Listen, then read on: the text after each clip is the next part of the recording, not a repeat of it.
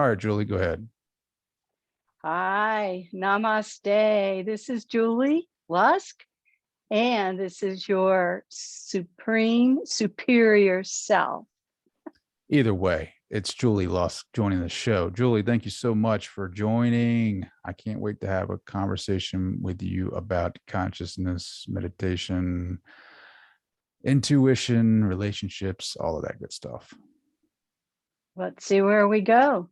How'd you get into this? Like, what is your background? Oh, my background, I'm old. I've been around a while. And so really it goes back to the 70s when I was graduating college, and my first job was in a very small coal mining town in West Virginia. Nothing to do, really. I literally would watch the train go by for entertainment. I really would do that. But there was a community college, and at that community college, they were teaching continuing education course in yoga and meditation. And so that's where my journey began. And it turned out that the teacher was from India. And I fell in love with it. I found it helped me and the people that were around me. The following year, I moved to another smaller, well, it was a little bigger place, and looking for more yoga, more meditation, and there wasn't any. I mean, back in those days, there were very few yoga books available. This was in the days of cassette tapes before VHS. And so I was asked if I would teach, and I wanted the community spirit. And so I thought, well, why not?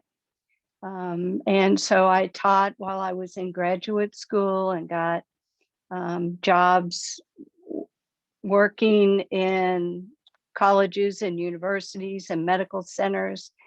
And all along, I continued to teach and learn and practice yoga to begin with, and then more meditation all along.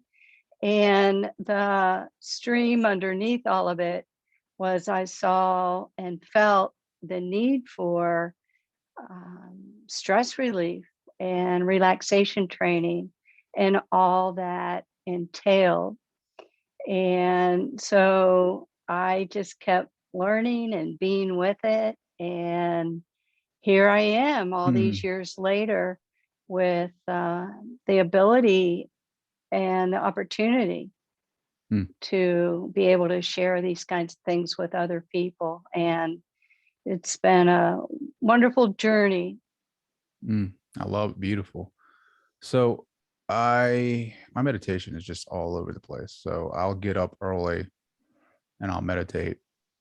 And I just started practicing transcendental meditation. Can you explain to people what that is?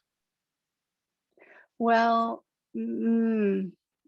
that's a big question, Trey. Transcendental meditation is a form of meditation that uses a mantra, uses a syllable that people repeat in order to experience shifts in consciousness to help with not just meditation, but focus and concentration and all the benefits that come from it. You did fine. What are you talking about? Big question. Well, good. You did great. Well, there's meditation, the umbrella. Yeah. And then one of the techniques that can be used is transcendental meditation. Well, what's your favorite technique for meditation? Mine is Yoga Nidra. And I think there's as many ways of meditating as there are people. We all have our temperaments. We all have our preferences. We go through life stages, and different things help us at different places. Some of us are more visual. Some of us are more auditory. Some of us are more heart-centered or feeling-centered. And as we say in the meditation and yoga world, the easy path is hard enough. And so choose a technique that fits you and your temperament and your thing. And the reason why I like Yoga Nidra is because it is a 6-stage process that is done lying down. This is a type of meditation that's done lying down rather than sitting primarily, even though it can be done sitting up. It sure can. But it's a joyful meditation technique that starts with layer after layer of relaxation that naturally takes you into that meditation state without even having to try. And so we start off like relaxation is the destination. Well, let's put it this way. Relaxation is more the road, but not the destination. The destination is that timeless, spacious kind of place. So people are all geared up. So it starts with relaxing physically. There's lots of techniques that can be done to help people rid themselves of physical tension. And then when that happens, you just get this solid, heavy feeling like, oh, I don't have to prop myself up. I'm supported. And then from there, we calm the static through our energy. And that's usually done with breathing or working with the chakras. And when that happens, sense of stillness starts to happen. And then from there, there's mental and emotional components that can then be, there's lots of techniques that can be used, Trey. So it could be mindfulness or guided imagery or the paradox of opposites or mantra like is used in transcendental meditation. And when we reach that stage, none of that, all the thoughts and feelings and physical tension aren't weighing you down. So there's this very floaty, buoyant, light feeling that happens. And from there, when those kinds of things aren't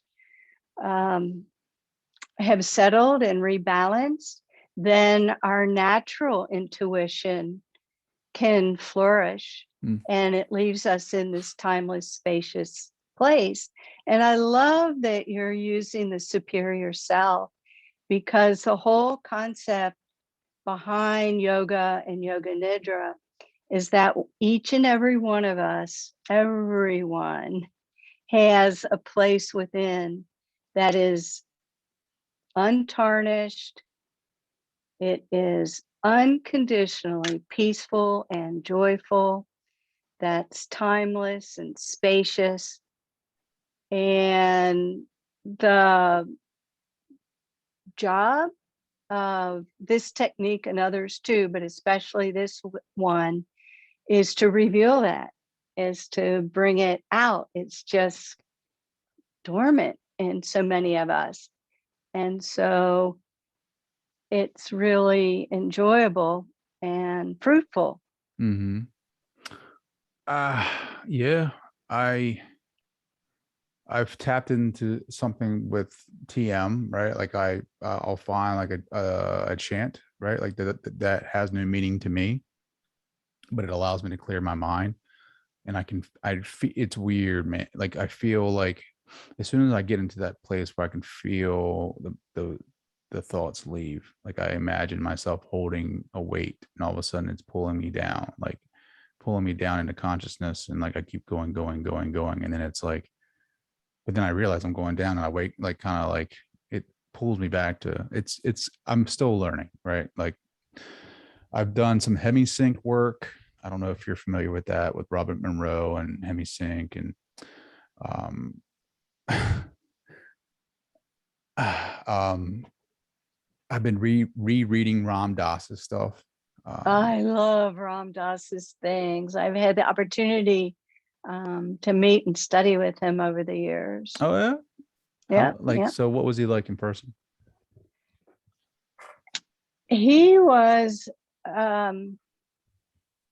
very endearing and warm and funny and brilliant and smart and inspiring How'd you meet him? and more through Be Here Now, his initial book. And so that was one of the first books that I read and was turned on to. And what happened is I fell in love with it and started, right from the get-go. And I gave a copy of it to my younger brother, who is only 11 and a half months younger than me.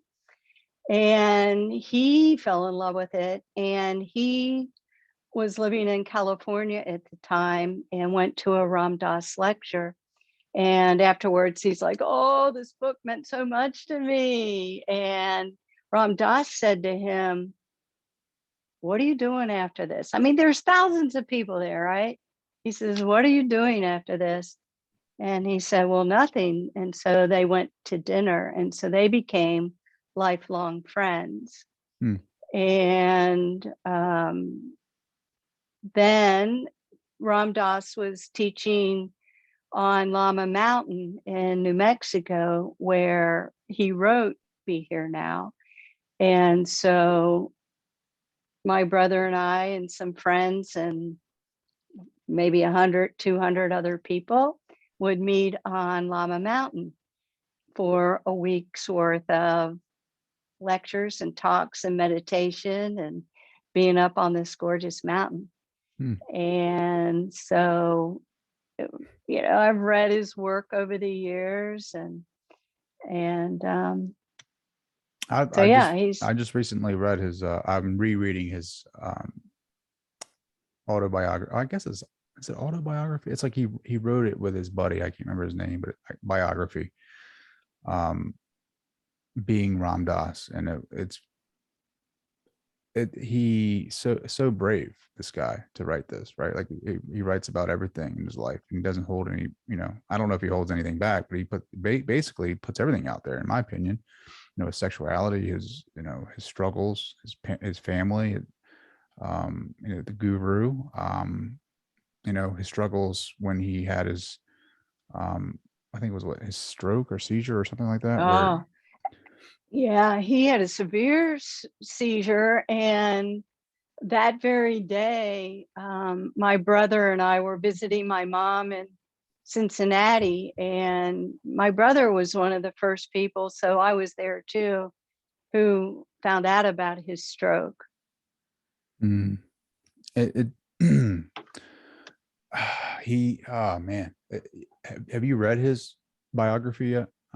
I don't know if you read it yet. I have not read that particular one, but I You have to put it do. buy it right now on Amazon. Buy it. Okay, all right, done.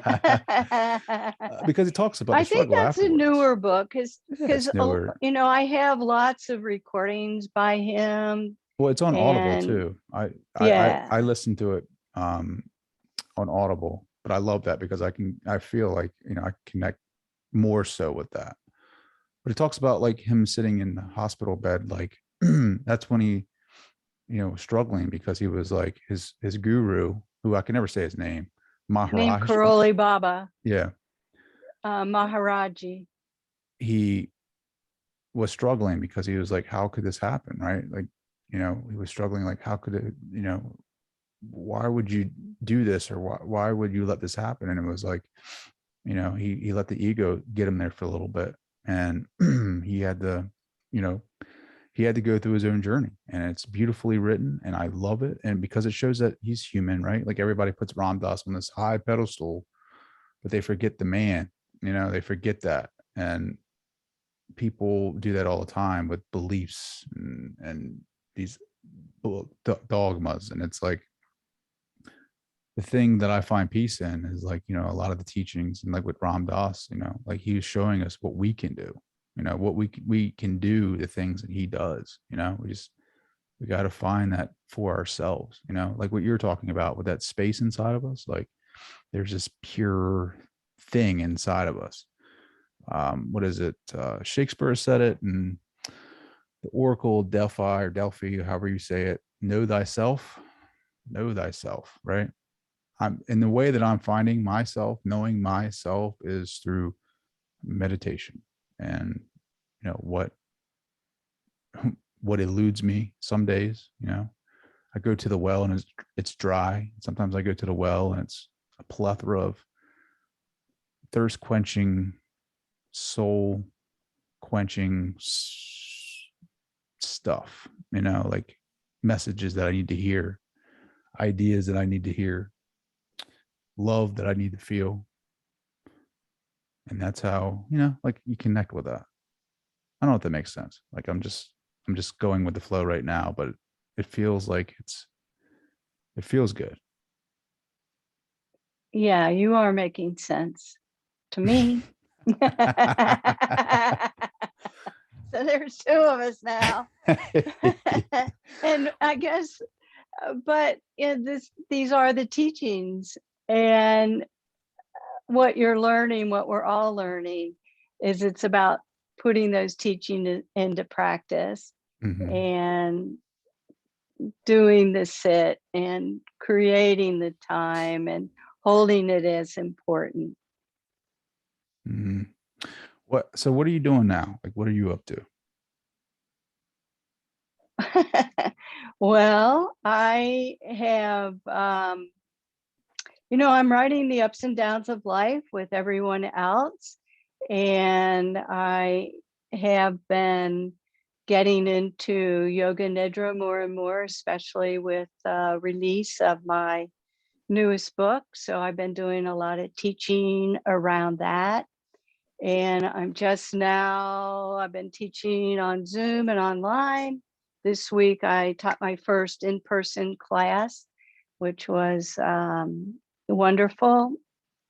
Mm-hmm. First in person. Well, let's put it this way. I taught in person for decades, but this was the first in-person class in quite a while. Mm-hmm. Where do you have like a yoga facility? Where do you have classes at? I like community teaching the best rather than being in a studio.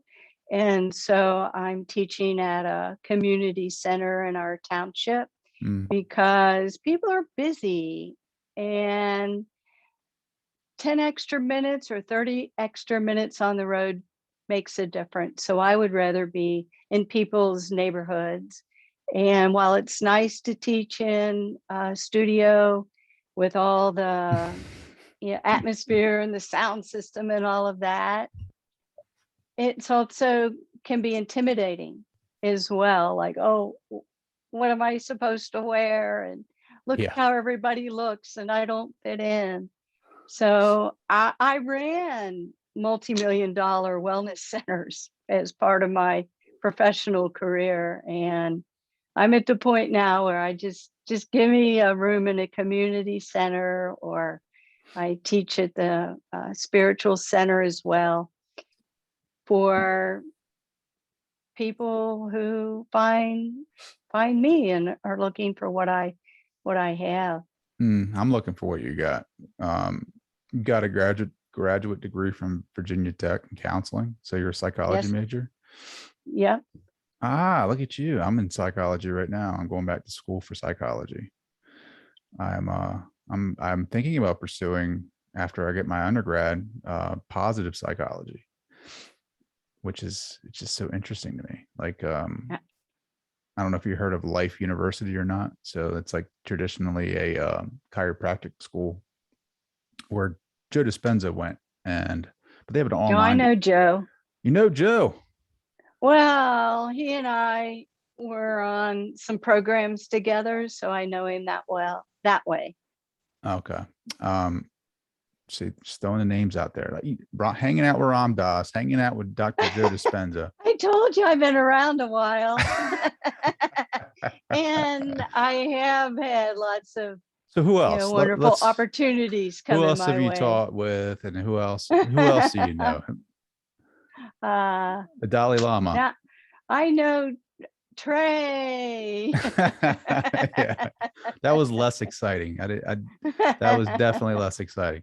Um, let's see. Yeah. So going back, positive psychology. It's like I've watched a couple of what's his face, the guy at Penn. He's like, I don't know, him and Mika Csikszentmihalyi are like the founding fathers of positive psychology.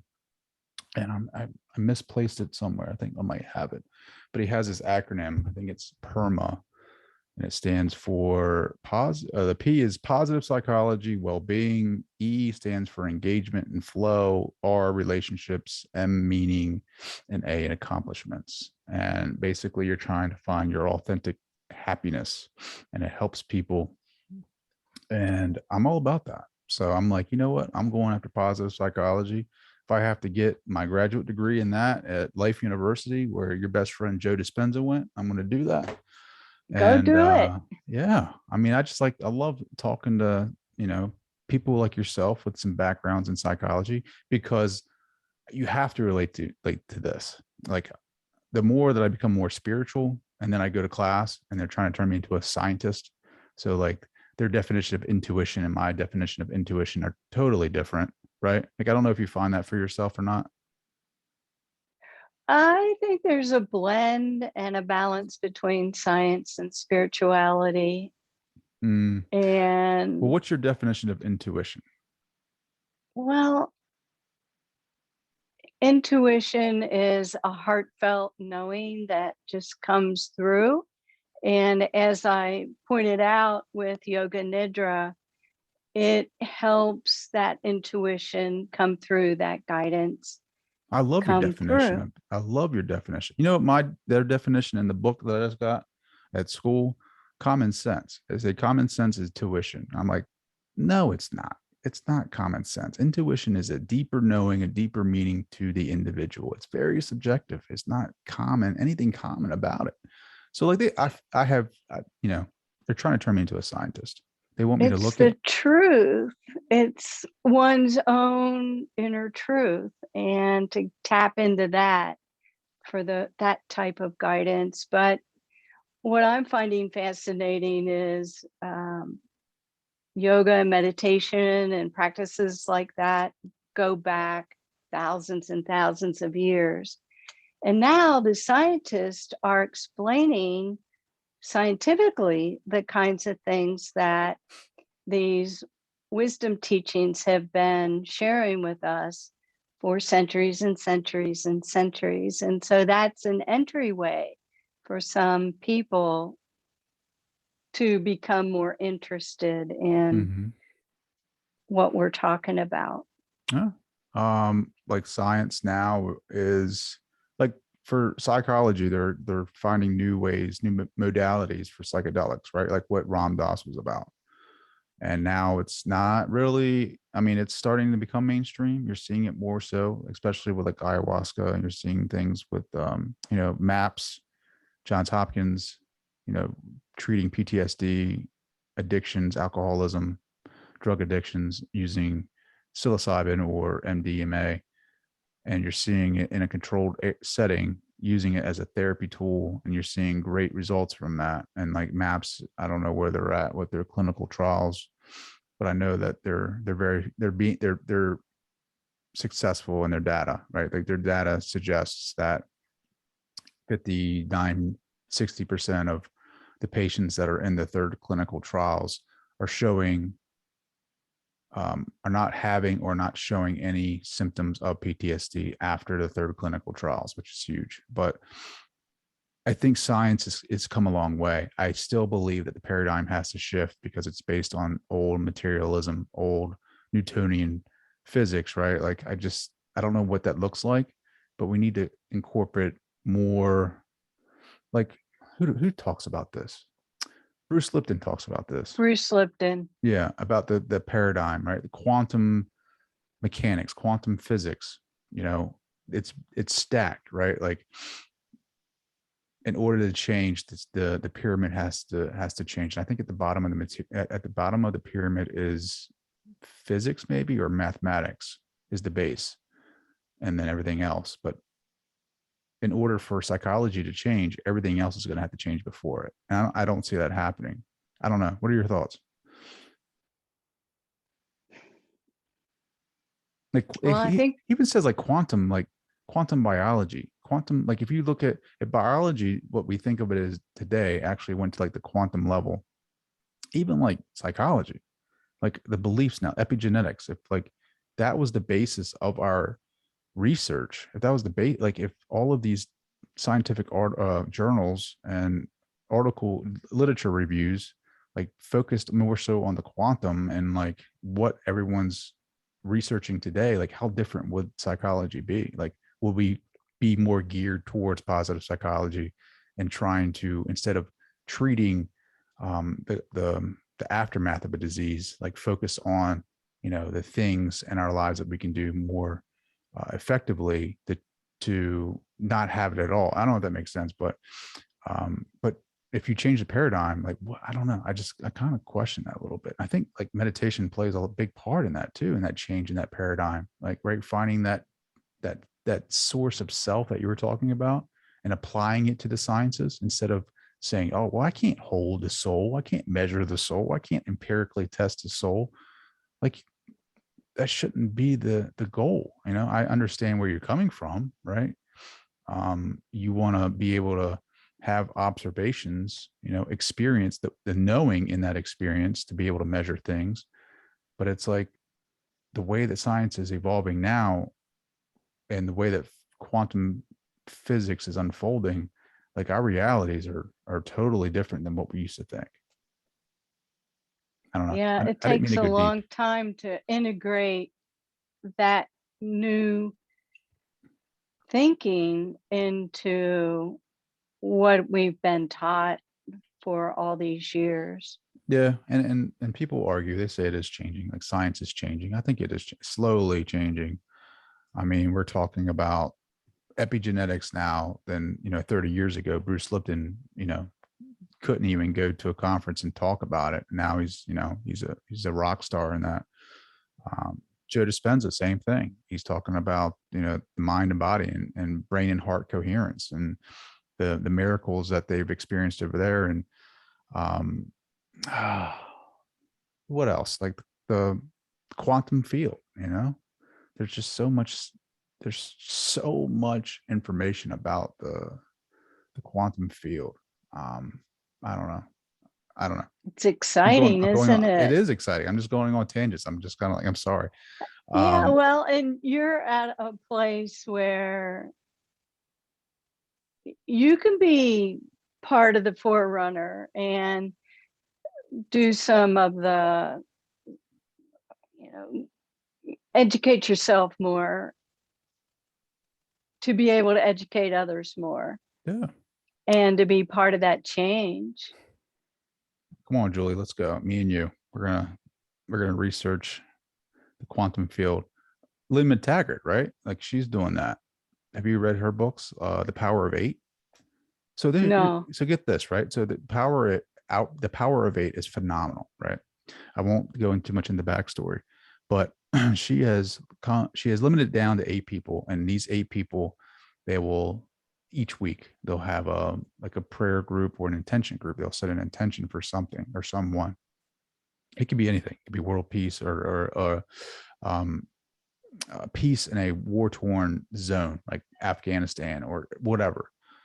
um they set the intentions, and they like for like 10 minutes they'll like really just visualize, they'll say things, they'll chant, they'll you know, I want Trey Downs or Julie Lust to, you know, heal from this disease in all ways, in all shapes, and be completely healed of it. And they'll keep saying things like this, and over time these individuals that they're doing this for, setting these intentions, are healing from this. But here's the catch. Not only are the people that they're setting intentions for healing, but the group is receiving benefits from this as well. on a whole different level. Like their lives are changing, like things are happening to them, like in a positive aspect. And in her book, Power of Eight, she talks about all the case studies that she set up, and it's phenomenal. On our website, every Sunday at 1:30, they'll have like two people with their photos up on the website, and everyone who's on the website at 1:30 says an intention for this person, and it helps, extremely well. So yeah, I would, for someone who has that background, right, like who's curious about that, I think that'd be a great resource for you. Yeah, thanks for that. Intention is an interesting thing we work with in Yoga Nidra also. We call it Sankalpa, and it's like your true vow. And the way, we want to change, it's like starting tomorrow, starting now. I want this and I need that and the other thing. And the thinking and the research is, as hard as we want to make that change, we're in a brainwave state that just isn't receptive to it. It's the beta brainwave state. And where our conditioning and all these kinds of things hold us back. And what you're talking about is intention and visualization. And when we use the Yoga Nidra process, it takes us into it takes you through all the brainwave states of beta, alpha, theta, and delta, but you're still awake and aware during that. And when you get to the delta brainwave state, your consciousness, your body, mind, and spirit is able to make change. And so amazing things happen. And it's taught just to stay with one intention, in this case, because multitasking doesn't help even with this. And if you pick out a quality that comes from your own intuition, it comes from your own deeper self, all these other qualities start to follow and lives start to change. It's really a great tool. And something else you said reminded me, and you could probably find this somewhere, but there are groups of people, I think it was in Washington, D.C., this was many years ago, where they would do a collective meditation. Have you heard about this, Trey? Mm-mm. And yeah, given a chance, I could look it up and find it, or maybe you can, or some of your listeners can. But what happened is that what they found is that crime rates went down and all kinds of things happen as these larger groups of people would meditate. So kind of the same concept, right? Of Mm-hmm. like connecting with the field and the oneness, and like putting that energy out there and letting it be that force. Like I never really thought about that for myself. Like, right, as you change, you let off this certain vibration, right? Like the more that you take better care of your body, meditate, maybe some physical activity, yoga, and as you change your perspective, maybe your energy is changing, right? Like you are energy, and as you work on yourself and you be more positive, and you just, obviously you're going to radiate different energy, like a more positive energy that affects your environment, right?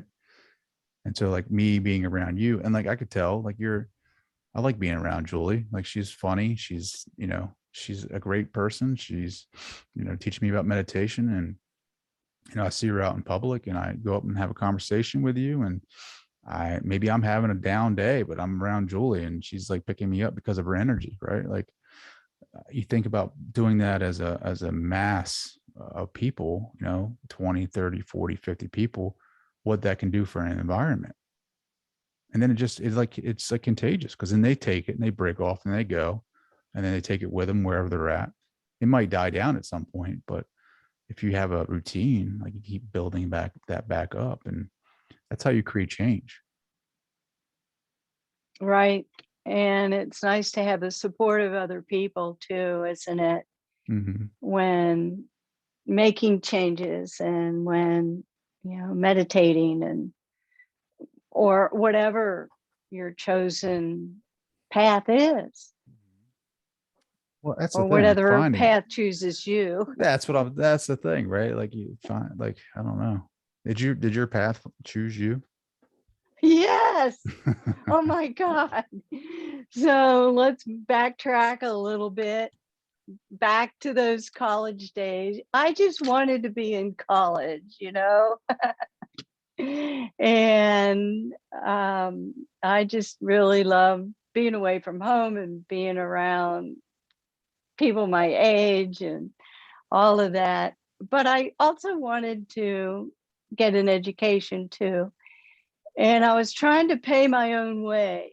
Well, I had to pay my own way. So I had this, I went to this English class, my first English class, and I got an F minus minus. Why? It's What? just like, how do you get an F minus minus? Well, you're talking to, so it's like, well, writing, that's off the chart, that's not going to be my thing. I didn't end up, it's funny, I didn't end up even declaring my major till the second semester of my senior year. And I ended up being college dean for career planning and placement. Isn't that funny? But anyway, I never thought I'd end up being a writer. And you won't believe this. I just so happened to have 6 books, and they all came to me. I was asked, with each one of them has a story that is amazing, how I was asked to write and learn these things. And so here I am, a writer. Even this latest book, well, actually the second, I'll tell you the story of this one, because I was teaching in the Bahamas, poor me, right? Ugh, terrible place. I know. And there were people who were getting their Vedic astrology charts read by these experts on it. And I'm like, yeah, well, I don't know. But they were very impressed with this person and encouraged me to do it. And so I did. And he started telling me things that my parents, he was like, he had interviewed my parents. Well, my parents are all in heaven, so I don't know about that. But anyway, he said that this was in February, and he said in April, everything was going to be lining up. That was the same as when I was there at birth. And so it would be a great opportunity to learn and teach and write and expand and focus and all these kinds of things. And I was like, I'd already been doing a lot of that. It's like, how can I refine that? And he says, well, Yoga Nidra, that would be a good fit for who you are and where you are and things like that. And I knew some about it for sure. And so 3 months later, I get this email out of the blue that says, will you please write a Yoga Nidra book for us? Go figure. This is a company, Trey, that gets 800 proposals a year, and they publish 50, 60 books. And they're like, will you write this book for us? Like, well, all right now. What do you feel when this stuff happens? Like, what do you feel when you got that email? What did you feel? Grateful, shocked, amazed, and happy. Because, one of my underlying, I don't know what the word is, themes, goals, whatever, but what it is my prayer is help me help others. Help me help others. And so it's like, well, I guess help me. Give me the help I need as I'm helping others. So it's like, well, it looks like I'm going to be writing another book. So the publisher, the company reaches out to you, email, can you write this book? You're shocked, excited too, right? Like, yeah, that's all. Yeah, Well, excited for two absolutely. reasons, right? Like two reasons. One, this guy told you would be doing this, and two, that they want you to write this book. So, like, what else did the guy tell you? Well, What did he tell that's you that? all. What did he say to you that only your parents would know? Well, he just knew things about, my background and um, s- personality characteristics, that kind of thing, and what my interests would be and what I focused on and those kinds of things. Mm-hmm. And so I thought, well, I've done that, who knew I was going to write another book, and there it is. And then one night, a couple of years ago, I woke up way too early. And you know how it is, like, should I get up? I don't really want to get up, but maybe I should get up. Maybe I could go back to sleep. Well, this morning was like, I just know I'm not going to go back to sleep. And so I said, I know, I'll do Yoga Nidra, because it takes you through those brainwave states and gets you so relaxed. 1 hour of practice is equivalent to 4 hours of sleep. Hmm. It's very replenishing, very replenishing. And as we talked about earlier in our conversation, it helps you with life direction and intuition. So during this Yoga Nidra experience that I was having, I got this whole idea for this newest book. It all just like poured in, just like right now. And so I got up, how it was going to be written, who was going to be in it, what the focus was going to be, how it could be organized. And so I got up, started writing it in my journal. Well, next thing you know, by noon, I was on my computer. I had a whole book proposal and sent it off. And within months, I mean, this is a longer story than this. It's kind of cool, but real cool. It's real cool. What are you But talking about? within all these other things happened too. But within a couple of months, I had an amazing publisher, and this has opened my door to having this conversation with you now.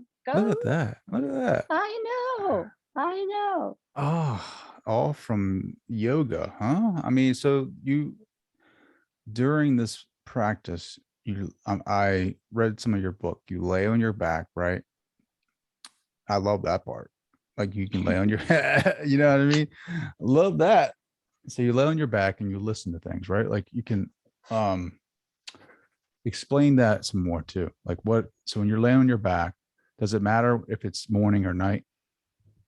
Well, if you practice in the morning, typically what happens is it gives you the inspiration and energy for the day. It sets you up for having a great day. Mm, If love you that. practice at night, it sheds all that tension and stress that you have had, so you can go into a sound sleep and Hmm. really, really benefit from sleep. Yeah, there you go. See So that. you can really benefit from sleep, because we all know that when we're sleeping, our thoughts and emotions can stay awake, right? And so this helps relax all of that, so you do have a sound sleep. And if you should wake up, which is typical, our body has circadian rhythms, and it's typical for people to wake up at 3 in the morning. We fight it. We think there's something wrong with us, but it's part of our circadian rhythm. And so it gives you techniques to drift on back to sleep with whatever it is that you want. And there's nothing like the experience of it. I just hear all the time from folks about the benefits that are also, as you can see in the book, documented by studies and science and things like that. I love that. Oh, I love it too. I love how this, so how would one, all right, so this is how it is, right? So living with depression, or, lifting depression and energy with life force yoga, this is 30 minutes, and tells you process, the stages, and then the process and techniques.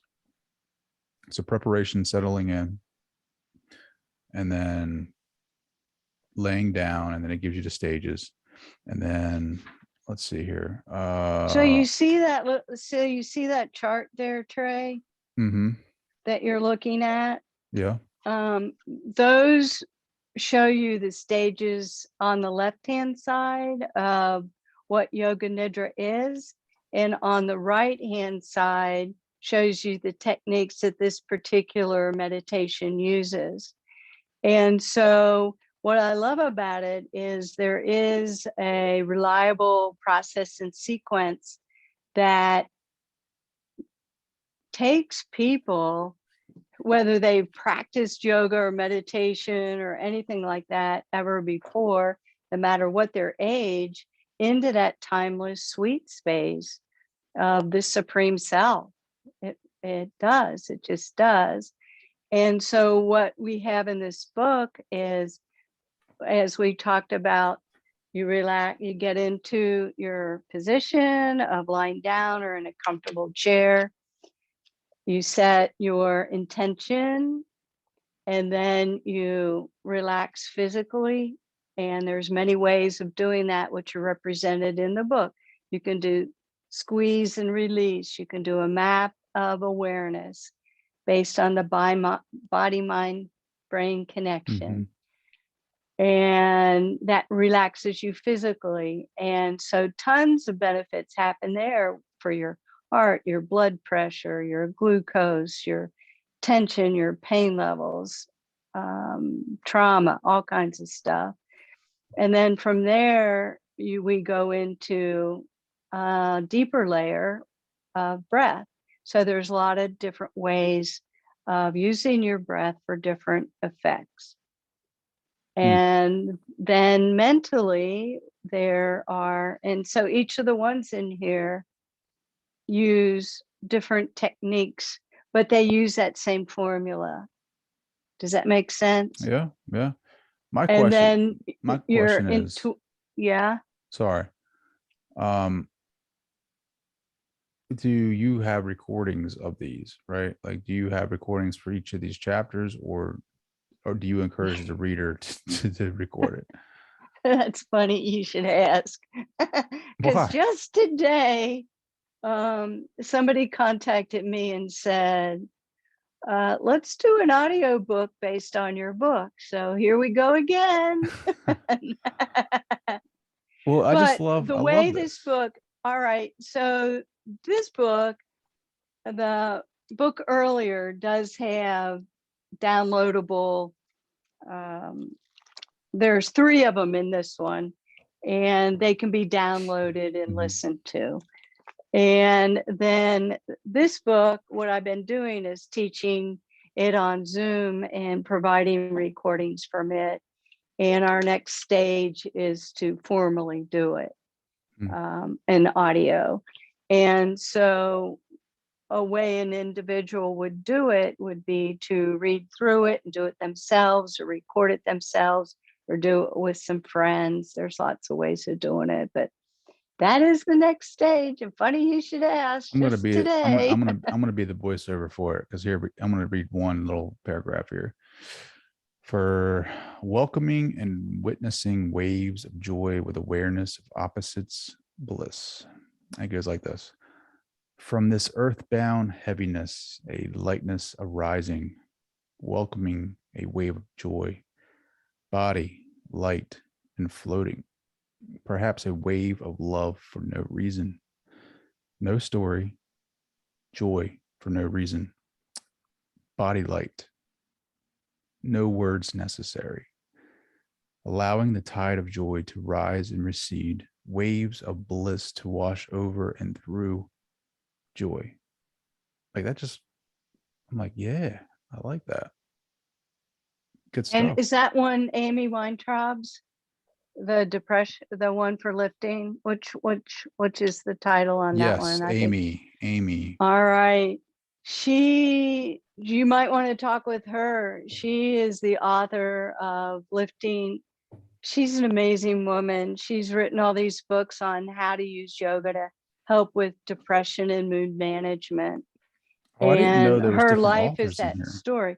Oh yeah, that's what that whole idea that came to me at that morning was that so far with Yoga Nidra, it goes way, way, way back in history and into the tradition, but it's only just now starting to get activated using modern techniques of a reliable way of doing it. And so what I did is I collected my own, 12 of my own, but I invited 12 of the world's experts in Yoga Nidra to provide a meditation on their specialty.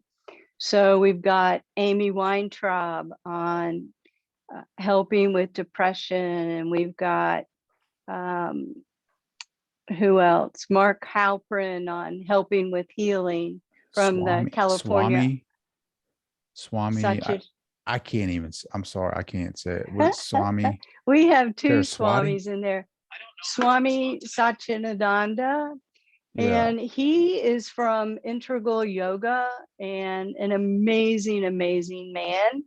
And just about his writings, get a load of this, his writings are deemed so important that they are housed at the University of Virginia in the same room that Thomas Jefferson's writings are. They're deemed that valuable.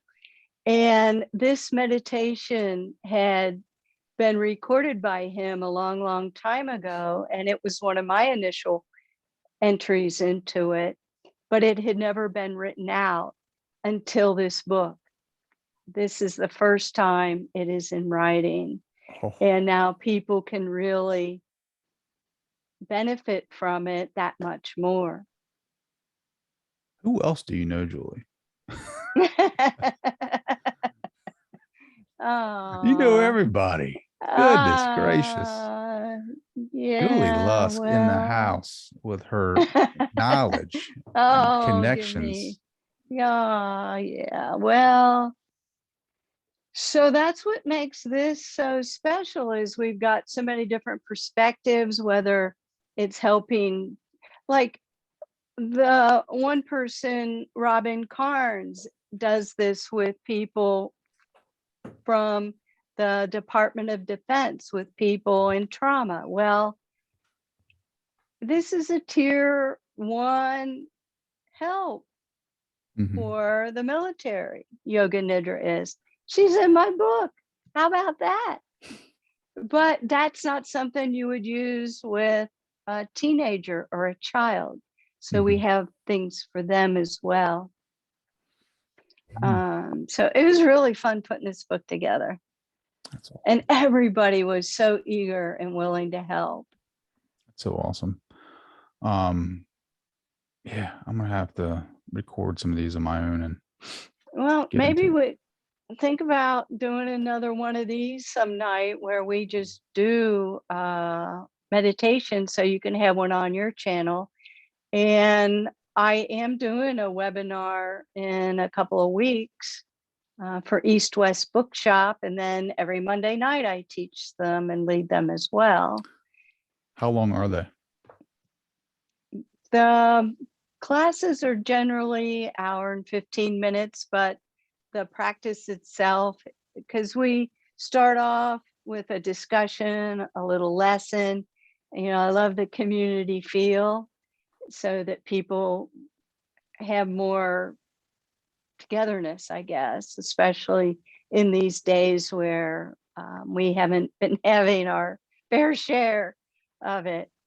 And then the practice itself is usually about 30 minutes. And then afterwards, I say, look, if you're in the zone and you want to tune out, go for it. If you want to stay around for a discussion, or Q&A, please do so.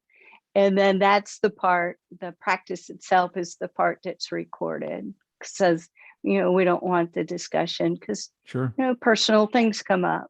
I'll tell you what we'll do, Julie, is I will get you over the calendar that I have, and then the next time we record, it'll be just this meditation, like, you know what I mean, like a session.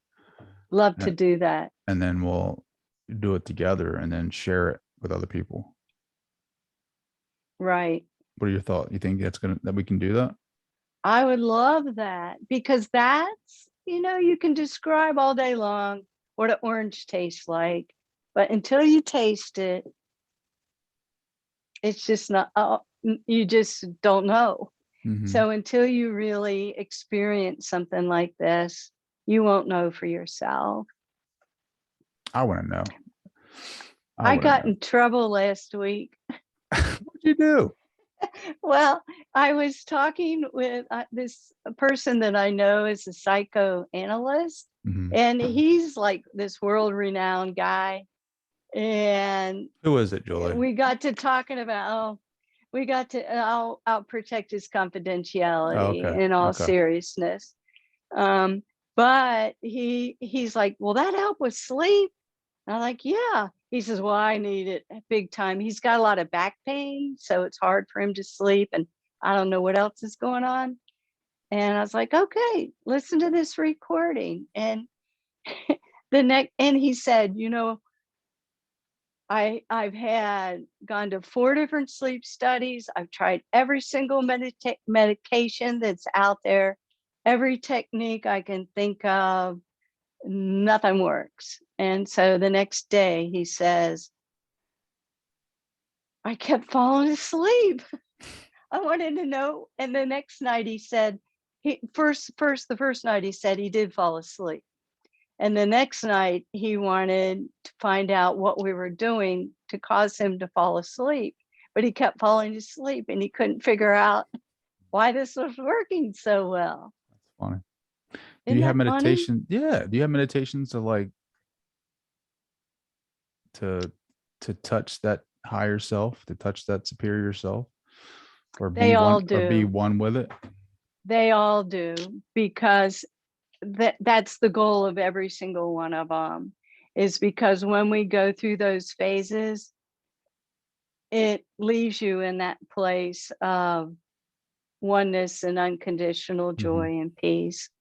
And that's really what they all do. Can you send me a recording or something? Sure. Love to. So I can practice it, and then we'll set something up and we'll do an episode of it. You're on. I love it. Julie Lusk, thank you so much for joining the show. How can people connect with you? Well, you can go to my website. It's julielusk.com. And there are lots of articles and information about the classes that I teach on locally, which for me is Cincinnati, and nationally and internationally. Actually, Trey, I'll be teaching in Virginia soon. That's not too far from Baltimore. And that's also the headquarters of Swami Satyananda. He's passed on now, but that's his, and that's somebody we have talked about tonight. And so that's one way, but my things are also available on Amazon and Barnes and Noble, and just drop me a line. I'm a friendly kind of person. I like to be in touch and connect with people. So don't be shy. I love Julie Lusk. She's awesome. Thank you, Julie, for joining the show. Thank you. My pleasure.